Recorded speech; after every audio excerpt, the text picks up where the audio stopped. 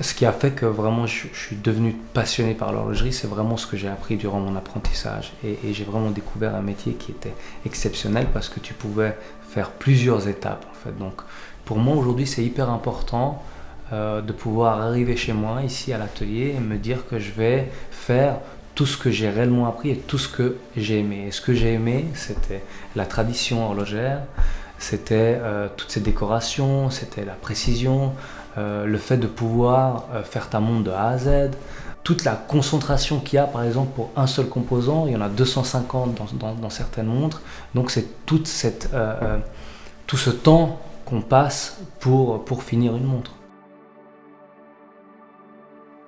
Dans l'atelier Acrivia, j'essaie vraiment de mettre en avant la partie artisanale, puisque chaque montre est décorée à la main, assemblée et réglée par un seul horloger. Bien sûr qu'on va aussi conceptualiser, mais aujourd'hui c'est très important pour moi de respecter la tradition horlogère, l'artisanat et l'innovation technique. Il y a certains mots qui sont sortis pour moi, qui étaient la précision, qui était précision dans la chronométrie, mais précision aussi dans le geste.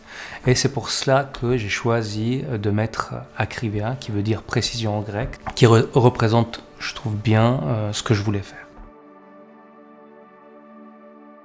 On me pose la question pourquoi tu as changé de style, de marque, et en fait aujourd'hui je n'ai pas changé de style, j'ai une éducation horlogère, donc j'ai vraiment fait ma formation sur des produits plutôt classiques. Donc aujourd'hui il y a deux lignes, il y a une ligne qui est plus contemporaine, qui est Akrivia, et il y a une ligne qui est la Regge Pregepi, qui est plus classique. C'est les deux mêmes montres, on y porte la même attention en fait, la même décoration, c'est la même qualité, mais c'est juste une manière de s'exprimer différente. Et j'ai choisi de mettre mon nom parce que je voulais vraiment humaniser en fait la marque Akrivia, parce que beaucoup de gens se posaient des questions, qui étaient derrière, et je voulais vraiment amener ça et puis dire voilà en fait c'est un horloger qui est derrière et voilà.